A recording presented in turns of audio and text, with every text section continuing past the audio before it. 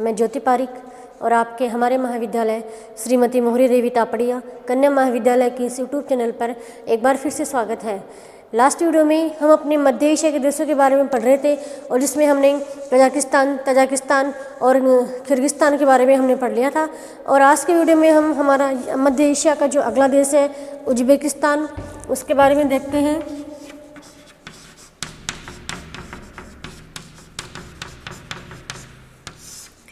Uzbekistan, देखिए Uzbekistan है जो मध्य एशिया के मरुस्थल क्षेत्र में स्थित एक देश है जिसके उत्तर में कजाकिस्तान, दक्षिण में तुर्कमेनिस्तान, इसके उत्तर में कजाकिस्तान और दक्षिण में तुर्कमेनिस्तान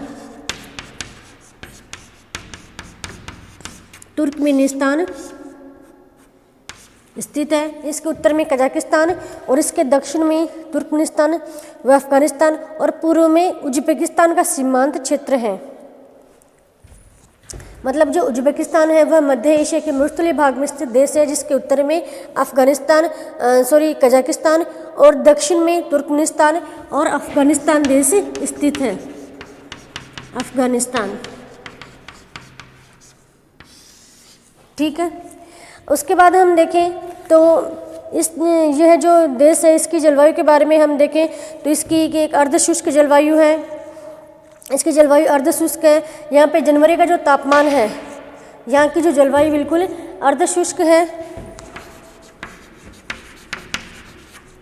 जलवायु अर्धशुष्क। और इसके हम तापमान के बारे में देखें तो यहाँ का जो सर्दियों का जो तापमान है वो माइनस में 20 या 25 डिग्री तक रहता है, ठीक है, जनवरी के महीने में। और गर्मियों का हम तापमान देखें तो गर्मियों में यहाँ पे तापमान लगभग 30-35 डिग्री तापमान यहाँ पर रहता है, ठीक है। और यहाँ की हम वर्षा के बारे में देखें तो यहाँ पर औसतन वर्षा होती है 40 सेंटीमीटर। यहाँ पे वर्षा होती है औसतन 40 सेंटीमीटर।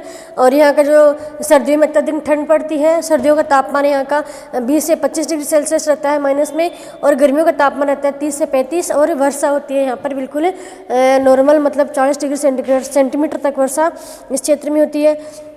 उसके बाद हम देखें तो सिंचाई में उज्बेकिस्तान है जिसमें उज्बेकिस्तान में सिंचाई के विभिन्न साधन हैं, जिसकी वजह से यहाँ पे कपास की पैदावार की जाती है। मुख्य रूप से कपास की पैदावार की जाती है।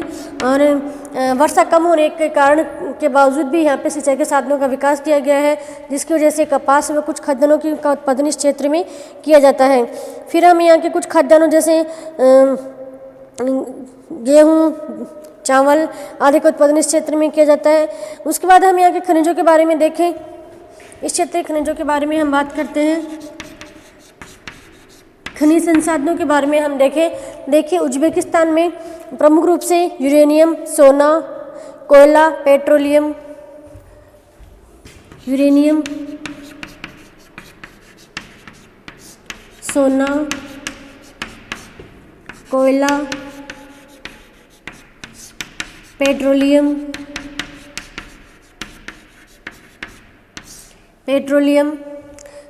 ठीक है, और प्राकृतिक गैस आदि खनिज संसाधनों का विकास हुआ है। प्राकृतिक गैस, पेट्रोलियम और प्राकृतिक गैस आदि खनिज संसाधन इस क्षेत्र में निकल जाते हैं। यूरेनियम, सोना, कोयला, प्राकृतिक गैस और पेट्रोलियम। उसके बाद हम देखें तो यहाँ पे जो प्रमुख उद्योग है जिसमें कृषि उपकरण और रसायन उद्योग प्रमुख है। उद्योग, यहाँ के उद्योग धंधे कौन कौन से लगाए गए हैं? विशेष रूप से कृषि उपकरण और रसायन उद्योग। कृषि उपकरण और रसायन उद्योग, यहाँ पे विशेष रूप से ये उद्योग धंधे लगाए गए हैं। इन उद्योगों का विकास किया गया है, विशेष रूप से कृषि उपकरण और रसायन उद्योगों का। ये है हमारे उज्बेकिस्तान के बारे में मुख्य बातें कि उज्बेकिस्तान है जो मध्य एशिया का एक देश है जिसके उत्तर में कजाकिस्तान और दक्षिण में तुर्कमेनिस्तान और अफगानिस्तान स्थित है। इसकी जलवायु बिल्कुल अर्धशुष्क जलवायु है। यहाँ पे तापमान सर्दियों में तापमान बहुत ही कम रहता है, -20 से लेकर 25 डिग्री सेल्सियस, और गर्मियों का तापमान रहता है 35 से 35 डिग्री सेल्सियस। और यहाँ पे औसतन वर्षा होती है 40 सेंटीमीटर। ठीक है, उसके बाद हम यहाँ की इसकी जो खनिज संसाधनों के बारे में बात करें तो यहाँ पे विशेष रूप से यूरेनियम, सोना, कोयला, पेट्रोलियम और प्राकृतिक गैस निकाला जाता है। और यहाँ पे जो खदानों में हम देखें तो केवल कपास का उत्पादन विशेष रूप से किया जाता है। और यहाँ पे उद्योग धंधे, कृषि उपकरण और रसायन उद्योग की स्थापना की गई है। तो ये है उज्बेकिस्तान के बारे में मुख्य बातें। उसके बाद हम देखते हैं अगला देश तुर्कमेनिस्तान। मध्य एशिया का अगला देश है तुर्कमेनिस्तान।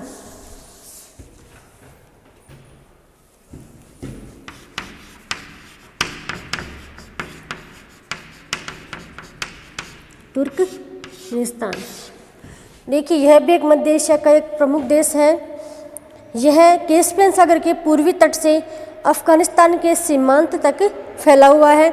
इसके उत्तर में कजाकिस्तान और उज्बेकिस्तान और दक्षिण में ईरान स्थित है। इसके उत्तर में कजाकिस्तान, इसके उत्तर में है कजाकिस्तान,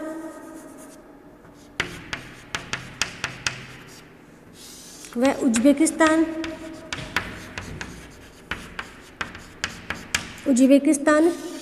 और इसके दक्षिण में ईरान स्थित है। दक्षिण में ईरान, ठीक है। इसके उत्तर में कजाकिस्तान और उज्बेकिस्तान स्थित है और इसके दक्षिण में ईरान स्थित है। उसके बाद हम देखें तो तुर्कमेनिस्तान में धरातल कैस्पियन सागर के एकदम ऊंचा उठाकर एक सेनोवोडस पठार के रूप में उठा हुआ है। ठीक है, पठार के दक्षिण पूर्व में कोपेट डग पर्वत श्रेणी है जो ईरान की सीमा के साथ साथ है। और ये जो पर्वत है वह भूकंप प्रभावित क्षेत्र है। इसी क्षेत्र में एक संकीर्ण पेटी मरुस्थलीय क्षेत्र जो मरुद्यान है वो स्थित है। ठीक है, उसके बाद हम देखें तो इसके यहाँ की जलवायु के बारे में हम बात करें। इस प्रदेश की जलवायु की शुष्क जलवायु है। शुष्क, यहाँ की जलवायु कैसी है? शुष्क जलवायु है। और यहाँ जो वर्षा है, वर्षा भी बहुत कम मात्रा में होती है। यहाँ पे तापमान अधिक रहता है और वर्षा बहुत ही कम होती है इस क्षेत्र में, क्योंकि यहाँ की जलवायु बिल्कुल शुष्क है।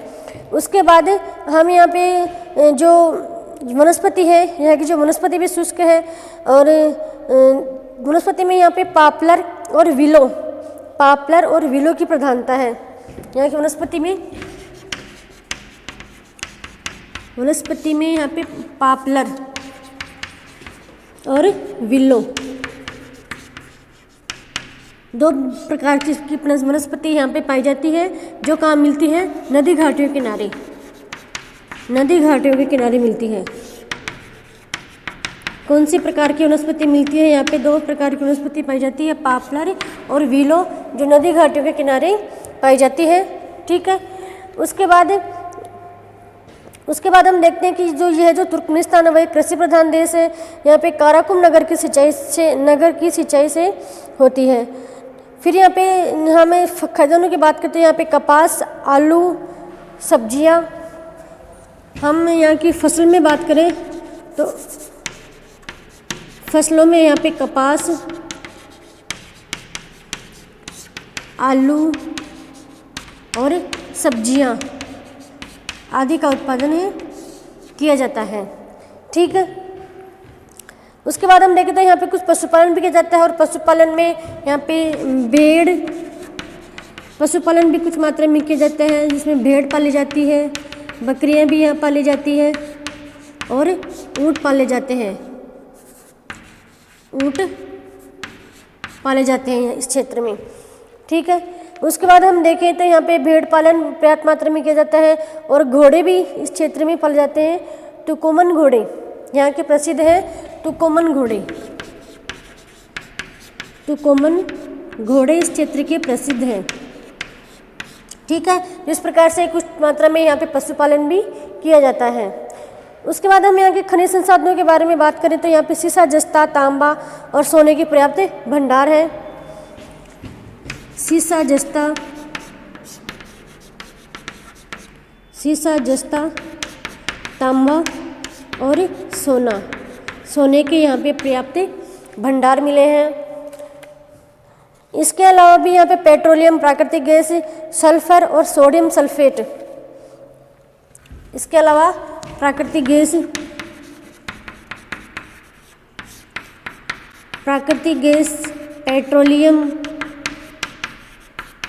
पेट्रोलियम, सल्फर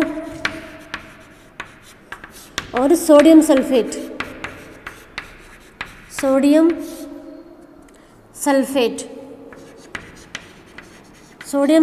आदि के भंडार यहाँ पर मिले हैं। तो यहाँ के खनिज संसाधनों की दृष्टि से एक संपन्न क्षेत्र माना गया है। यहाँ पर सीसा, जस्ता, तांबा, सोना, प्राकृतिक गैस, पेट्रोलियम, सल्फर और सोडियम सल्फर आदि जो खनिज संसाधन है वो इस क्षेत्र में मिले हैं। उसके बाद हम यहाँ के उद्योग धंधों की बात करते हैं। यहाँ पे इंजीनियरिंग, सूती वस्त्र उद्योग, यहाँ पे उद्योगों के बारे में बात करें तो यहाँ पे इंजीनियरिंग उद्योग है,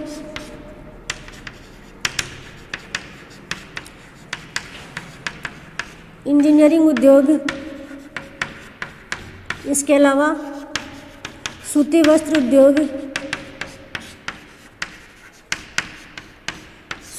उद्योग है।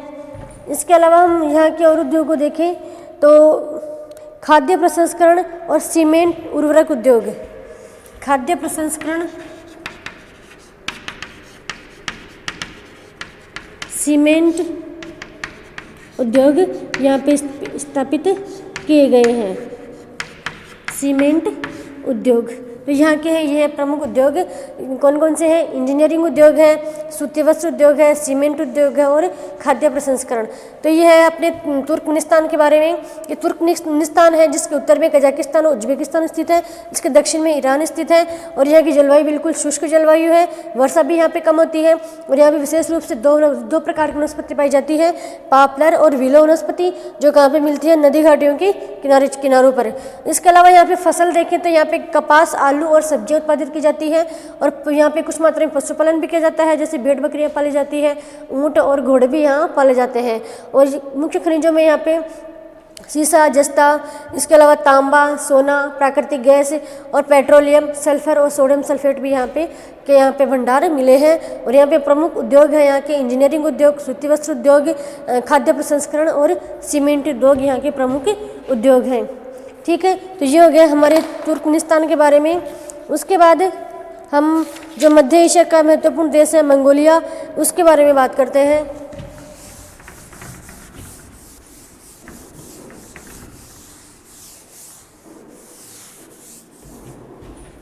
अगला है मंगोलिया।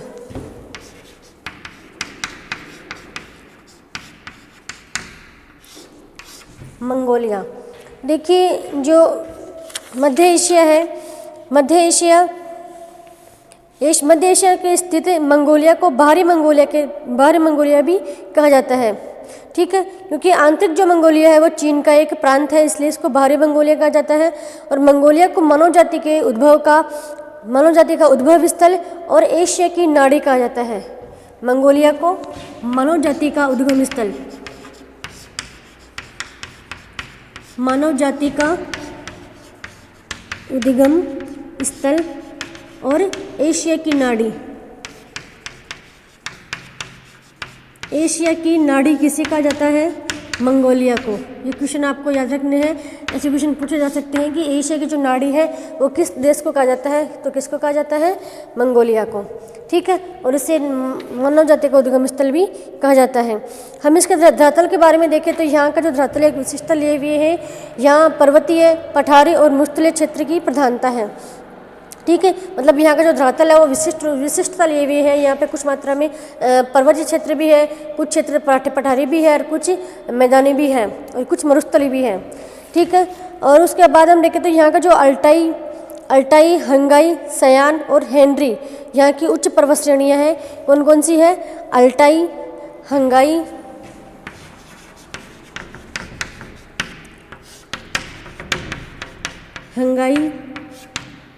अल्टाई, हंगाई और सयान और हेनरी।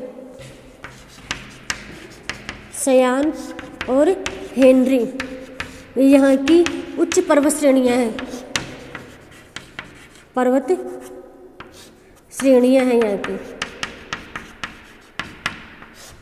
ये यहाँ की उच्च पर्वत श्रेणियाँ हैं। चार विशेष रूप से अल्टाई है, ठीक है। उसके बाद पश्चिमी क्षेत्र सबसे ऊंचा है जहाँ अल्टाई पर्वत श्रेणी स्थित है। इसका जो पश्चिमी क्षेत्र है वो सबसे ऊंचा है, जहाँ पर कौन सी पर्वत श्रेणी है, अल्टाई पर्वत श्रेणी स्थित है, वह क्षेत्र यहाँ का सबसे ऊंचा क्षेत्र है, ठीक है। उसके बाद हम देखें तो मंगोलिया का जो दक्षिणी भाग मरुस्थलीय है और असमतल वीरान प्रदेश है। इस मरुस्थल में चट्टानों की प्रधानता है और अनेक जीवाश्म भी पाए जाते हैं। यह है इसकी भौगोलिक स्वरूप।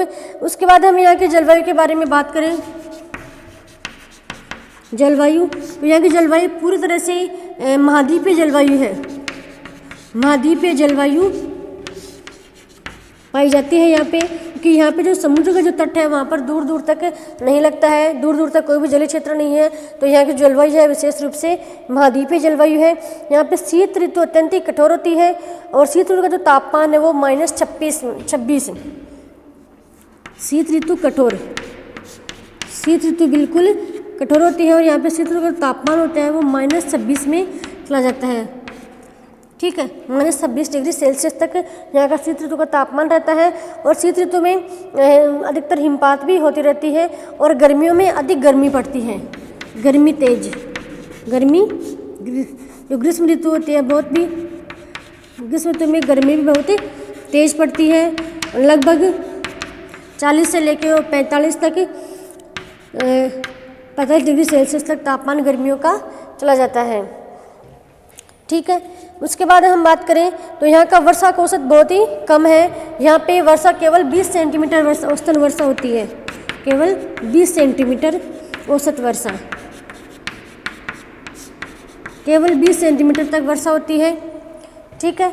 उसके बाद हम देखें तो यहाँ की जो विषम जलवायु के कारण यहाँ वनों का भी अभाव है। यहाँ पे केवल जो मरुस्थलीय जो वनस्पति है वनों का अभाव है। इस क्षेत्र में, पूरे क्षेत्र में वनों का अभाव है, क्योंकि यहाँ की जो जलवायु है वो शुष्क जलवायु है, तापमान अधिक है, वर्षा बहुत कम होती है, इसलिए यहाँ पे वनों का बिल्कुल अभाव है। और यहाँ पे विशेष रूप से जो स्टेपी है, स्टेपी घास के मैदान है वो यहाँ पर पाए जाते हैं। मंगोलिया में विशेष रूप से स्टेपी घास के मैदान पाए जाते हैं। कहाँ पाए जाते हैं?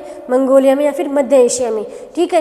विशेष रूप से यहाँ पे केवल स्टेपी घास के मैदान ही पाए जाते हैं। छोटी छोटी कंटीली झाड़ियाँ और नुकीली जो जिनकी पत्ती होती है वो नुकीली पत्ती वाले जो कांटेदार पौधे होते हैं वही इस क्षेत्र में पाए जाते हैं। तो यह है यहाँ की जलवायु के बारे में। उसके बाद हम यहाँ के आर्थिक स्वरूप के बारे में देखें तो आर्थिक स्वरूप में हम सबसे पहले देखें यहाँ पे तो कुछ मात्रा में पशुपालन भी किया जाता है। ये इसका भौगोलिक स्वरूप है और जलवायु है। तो मंगोलिया के बारे में हमने देखा कि मंगोलिया को मानव जाति का उद्गम स्थल और एशिया की नाड़ी कहा जाता है। यहाँ की प्रमुख जो पर्वत श्रेणियाँ हैं वो है अल्टाई, हंगाई, सयान और हेनरी, यहाँ की प्रमुख पर्वत श्रेणियाँ हैं। और यहाँ की जलवायु कैसी है? महाद्वीपीय जलवायु है। यहाँ पे शीत ऋतु में बहुत अधिक सर्दी और ग्रीष्म ऋतु में बहुत अधिक गर्मी पड़ती है। यहाँ की वर्षा का जो औसत स्तर है वह केवल 20 सेंटीमीटर औसत स्तर है। और यहाँ पे जो वनस्पति है उसमें केवल शुष्क वनस्पति पाई जाती है, जैसे स्टेपी जो घास के मैदान है वो यहाँ पर पाए जाते हैं। इसके बाद हम यहाँ के जो आर्थिक स्वरूप की बात करें तो आर्थिक स्वरूप में हम सबसे पहले यहाँ के पशुपालन में देखते हैं। तो यहाँ पे कुछ मात्रा में पशुपालन भी किया जाता है, पशुपालन किया जाता है जिसमें यहाँ पे भेड़ बकरियाँ पाले जाते हैं, गधे और ऊँट भी पाले जाते हैं, ठीक है। गधे और ऊँट और मुर्गियाँ भी इस क्षेत्र में पाली जाती हैं। उसके बाद हम बात करें तो यहाँ पे जो कृषि का विकास बहुत ही सीमित मात्रा में हुआ है, क्योंकि यहाँ पे शुष्क जलवायु होने के कारण से यहाँ पे वर्षा बहुत कम होती है, सिंचाई के साधनों का अभाव है, इसलिए यहाँ पे कृषि का विकास बहुत कम मात्रा में हुआ है।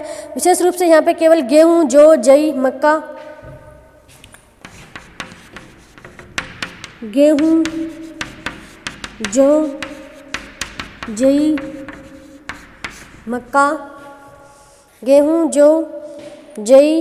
मक्का और आलू का ही उत्पादन किया जाता है। मतलब यहाँ पे कृषि का जो विकास है वो बहुत अधिक नहीं हुआ है, केवल सीमित मात्रा में ही विकास हुआ है। उसके बाद हम यहाँ के खनिज संसाधनों की बात करें। खनिज संसाधन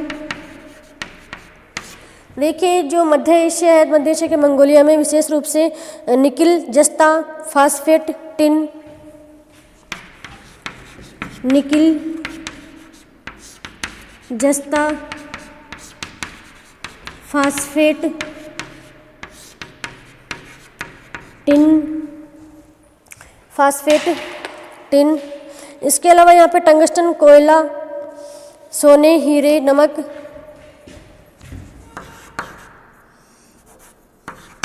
टंगस्टन, कोयला, सोना और हीरे के भंडार भी यहाँ पर मिले हैं। तो हम कह सकते हैं कि जो खनिज संसाधन की दृष्टि से मंगोलिया एक संपन्न देश है। यहाँ पे विभिन्न रूप से निकिल, विभिन्न जो प्रकार के जो खनिज संसाधन है, जैसे निकिल है, जस्ता है, फास्फेट, टिन और टंगस्टन, कोयला और सोना और हीरा आदि के भंडार मिले हैं। तो ये है मंगोलिया के बारे में। तो आज की वीडियो में हमने जो मध्य एशिया के जो देश थे उनके बारे में हमने पढ़ लिया है, और नेक्स्ट वीडियो में हम नेक्स्ट टॉपिक लेके आएंगे। तब तक के लिए धन्यवाद।